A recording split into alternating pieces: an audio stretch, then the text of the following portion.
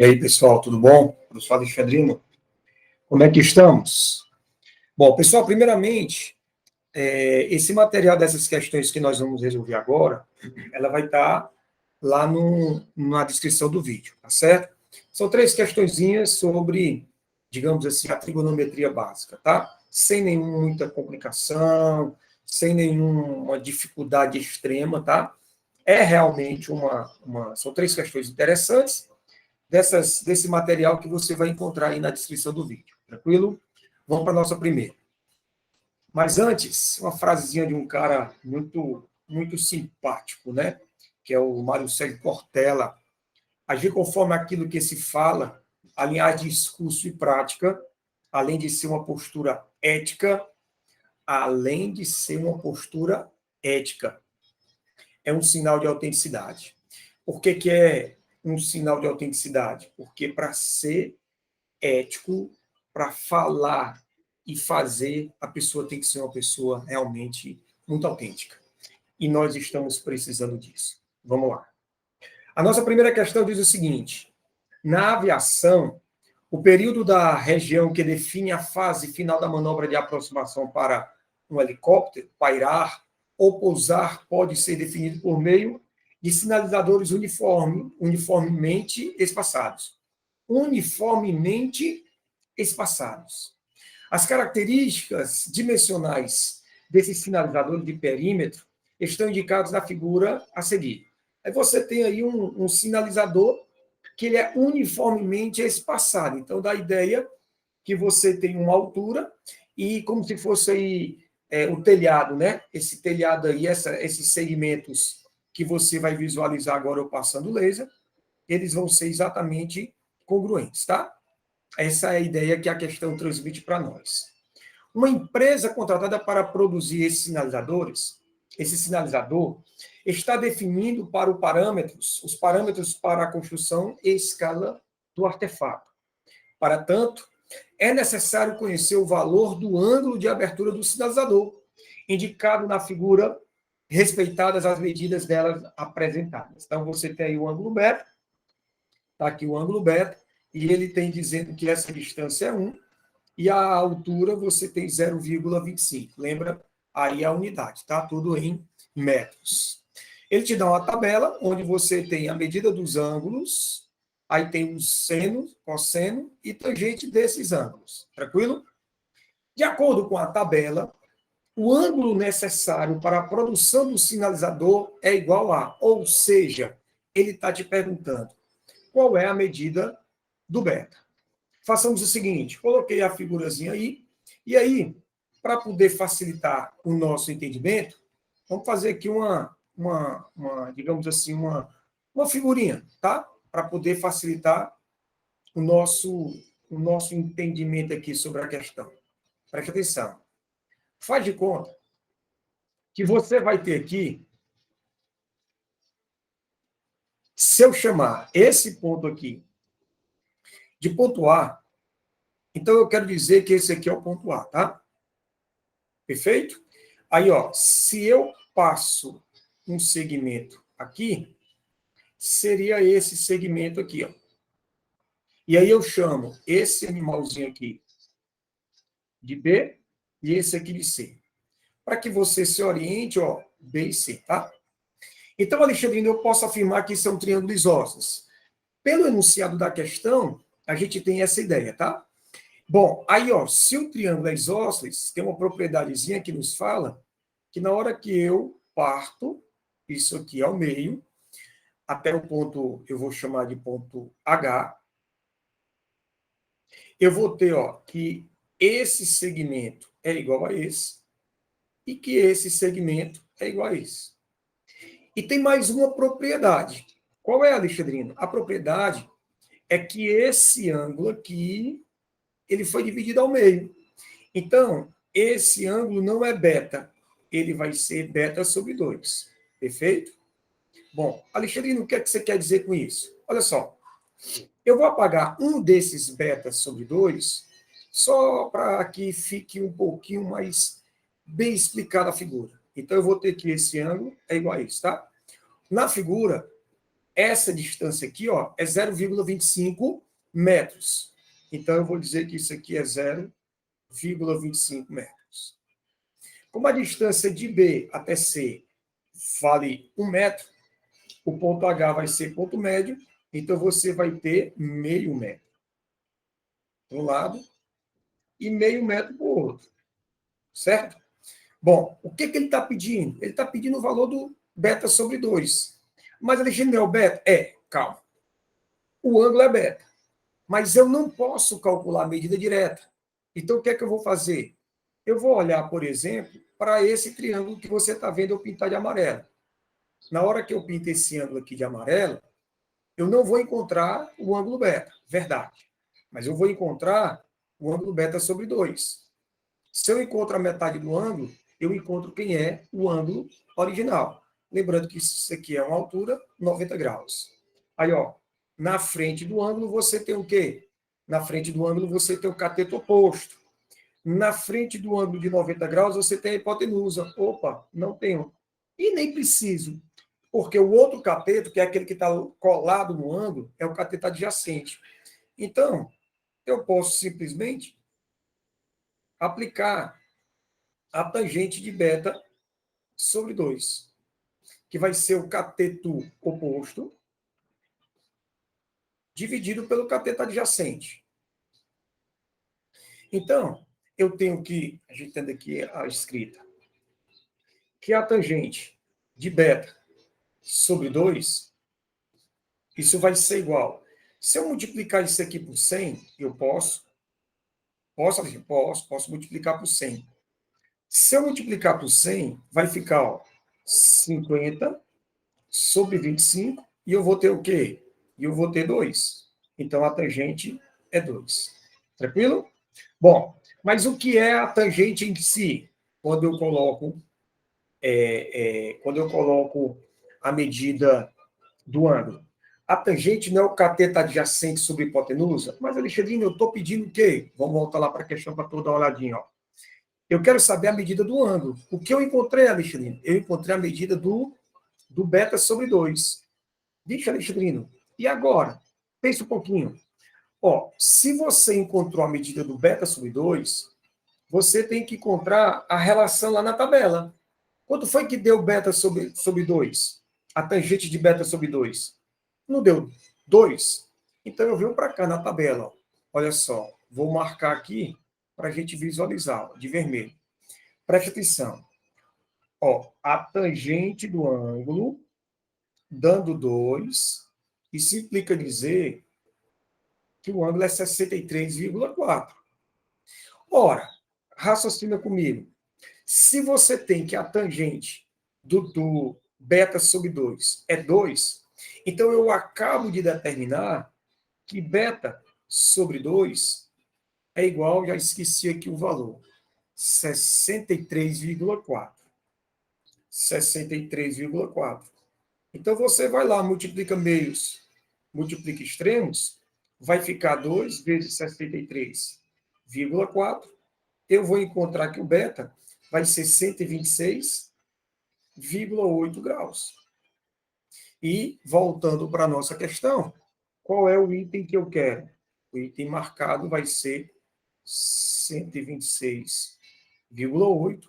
Você vai lá e marca o item A. Perfeito? É uma questão muito difícil? Não, mas é uma questão que você precisa estar familiarizado para encontrar o valor e substituir lá na tabela, né? Para poder fazer as contas, tá? Vamos para frente. A segunda questão, ela é uma questão um pouco mais interessante, tá? Devo confessar que o conceito eu preciso saber um pouco da biologia para resolver essa questão. Essa questão não é uma questão antiga, é uma questão de vestibular recente, e ela é uma questão muito inteligente. Presta atenção. O gráfico mostra o crescimento de uma população de micro-organismos em relação à resistência do meio, ao potencial biótico e à carga biótica máxima do ambiente. Os dados obtidos experimentalmente foram suficientes para a determinação das equações das curvas do gráfico. Aí você tem 3. A população de micro-organismos atingiu a carga máxima do ambiente. Eu não sou professor de biologia, tá? Mas o que é que a gente pode falar sobre isso? O que é que a gente pode... Você teria que ter uma noçãozinha, uma noçãozinha básica de biologia, tá? Então, vamos lá. Primeira coisa. Alexandrino, quando o cara fala resistência do meio, quando nós paramos para pensar isoladamente na resistência de um meio, nós temos que é uma resistência constante. Por que, Alexandrino, que é uma resistência constante? Porque o meio ambiente ele vai ter uma capacidade de produção de alimento, ele vai ter sempre ele pode proporcionalizar uma população de uma maneira sempre constante, tá? Então, a alimentação vai ser sempre uma coisa constante. O ambiente vai fornecer de maneira constante esse alimento. Então, no caso, o único gráfico constante que tem aí é quando você pega esse aqui, ó. Ou seja, você vai ter deixa eu só ver aqui uma coisa, é o pontilhado um pouquinho maior. Então, você vai ter que isso aqui vai ser na legenda vermelhinha, tá? Outra coisa, há o potencial biótico e a carga biótica máxima. Potencial biótico é a população, se não tiver empecilhos, se a população não tiver nenhuma dificuldade, essa população ela vai crescer nesse ambiente exponencialmente. Então, a população, se não tiver nenhuma interferência, se não tiver nenhuma dificuldade externa, ela vai ter sempre um crescimento exponencial. Então, nesse caso, potencial biótico, você vai relacionar com essa curva, que é a história aqui, ó, para você, uma funçãozinha exponencial. Beleza. E aí, peraí, é verde. E aí sobrou o quê? Sobrou para nós a questão da carga biótica máxima. A carga biótica máxima sobrou para nós será esse gráfico o quê? Esse gráfico azul, certo? Então, você vai ter aqui um crescimentozinho azul. Eu não sei se você já estudou isso em biologia, mas qualquer coisa, dá uma olhadinha lá aí no YouTube da vida, para um professor de biologia, ele pode te explicar melhor isso aí, tá? Agora, quando você tem, ele quer saber a população de micro atingiu a carga biótica máxima, quando você tem a capacidade se encontrando com o potencial, a resistência. Então, você tem esse ponto bem aqui, ó. Ou seja, a função que representa o gráfico vermelho e a função que representa o gráfico azul, elas vão o quê? Elas vão se encontrar. Então, nesse caso, o vermelho é 320 e o azul, y igual a 31x mais 10. Então, você vai ter assim, ó, 31x mais 10 vai ser igual a quanto? 320. Assim, 31x vai ser igual a 310. Ou seja, x é igual a quanto? 10 horas. Perfeito? Eu peço desculpas aos professores de biologia, né? Mas é uma lembrança que eu tenho, né? Da lembrança que eu tenho. Faz muito tempo que eu não estudo biologia, mas para eu poder resolver essa questão, eu tinha que me lembrar dessas três coisas, tá? Questão muito bem bolada, e ela tem aí uma interdisciplinaridade de biologia e matemática, perfeito? E vamos para a nossa terceira questão.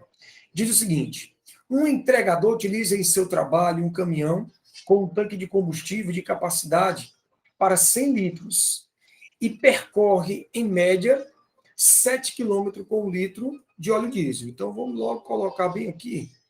O cara está dizendo que percorre 7 km com 1 litro de óleo diesel. Em seu trajeto diário de entregas, ele percorre 84 quilômetros, estando o tanque de combustível inicialmente cheio, a quantidade Q de litros de óleo de combustível, né, diesel, que restam no tanque de combustível, no caminhão, depende da quantidade de dias trabalhados. Presta atenção. Eu enchi o tanque hoje. Hoje eu rodei quantos quilômetros?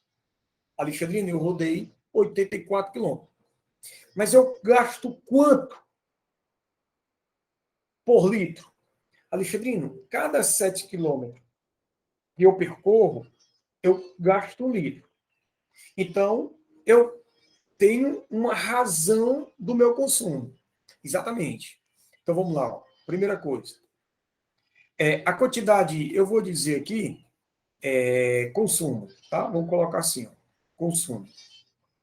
Opa, deu uma travada aqui. Eu tenho 84 litros. Tá? Ou, desculpa. Eu percorri 84 quilômetros. Mas a cada 7 quilômetros eu gasto 1 litro.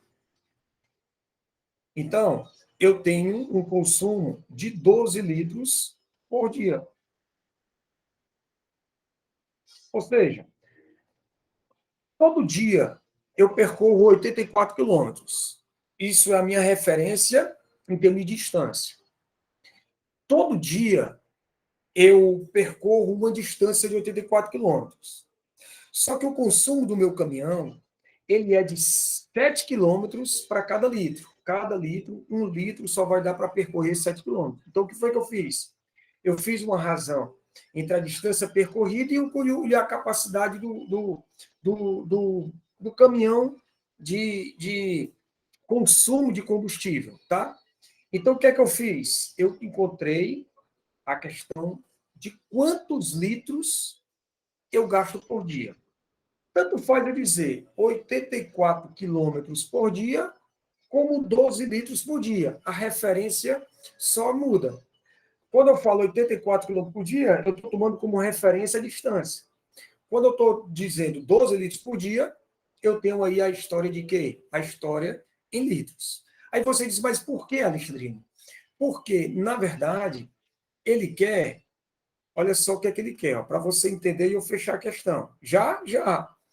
Ó, ele está pedindo a quantidade Q de litros. Então, a minha quantidade Q de litros vai ser, o meu caminhão cheio tem quantos litros? 100. E cada dia eu gasto quantos litros? 12. Então, a fórmula que vai me dar a representação da quantidade de litros vai ser 100 menos 12D, onde esse D é o quê? Total de dias. Tá certo? Beleza? Então, eu preciso, tá aqui, ó, bem aqui, ó, que você tem de óleo diesel e D, a quantidade de dias trabalhados. Então, se eu tenho 100 litros, a função está em litros, eu tenho que colocar outra grandeza também em litros.